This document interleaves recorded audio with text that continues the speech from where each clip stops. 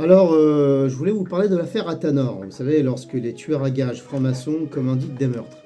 Le procès s'est ouvert le lundi 30 mars. Et non, non, non, ce n'est pas une blague, c'est pas une mauvaise série du dimanche après-midi. C'est plus de... Ils sont une trentaine de... 22 personnes entre 30 et 73 ans qui seront jugées. Alors, ils encourent évidemment la peine à perpétuité. En fait, ils émanaient d'une loge de francs-maçons qui était située dans la ville de Puteaux, dans les Hauts-de-Seine. Et en fait, cette loge de francs-maçons détenait un noyau dur de tueurs à gages. Et en fait, l'objectif, c'était de tuer des gens. Ils avaient des contrats.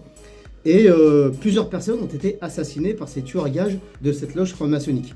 Alors vous me direz, si on se faisait l'avocat du diable, oui, mais ils ont tué des terroristes, etc. Bah non, je prends des exemples. Le premier exemple, un camarade de la CGT, Hassan Toudzani, mis à prix de sa tête 80 000 euros, payé par son patron qui voulait faire assassiner son salarié, son militant, qui était donc un militant syndical, trop gênant. Ou alors un autre contrat, Hélène Dini.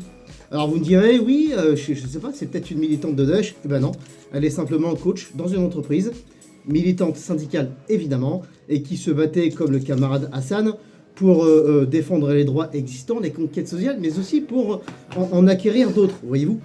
Alors c'est assez perturbant parce que on constate quand même que c'est beaucoup plus simple de faire assassiner des militants syndicaux que de faire assassiner des hommes politiques qui, par exemple, signent des accords de marché avec les talibans en tueur de femmes, voyez-vous. Bref, il y a un cas qui est assez célèbre, puisque cette loge de francs-maçons et cette tueur à gages, alors, cette loge de francs-maçons comportait en son sein des agents de la DGSE, des GSI, etc., des anciens militaires. Laurent Pasquali, évidemment, assassiné en novembre 2018, sac sur la tête, photo, bref, une opération homo bien ficelée. À la fin, il a été enterré dans une forêt. Et donc moi, en tant que militant syndical, je me suis posé la question, bah oui, c'est pas un complot, mais une succession de complots. C'est pas une théorie complotiste, mais une succession de complots. Et alors je me suis dit, mais l'affaire Athanor a-t-elle démontré qu'un citoyen français engagé, quel qu'il soit, pourrait être la cible d'un tueur à gages maçonnique? Très bien, on en parle évidemment.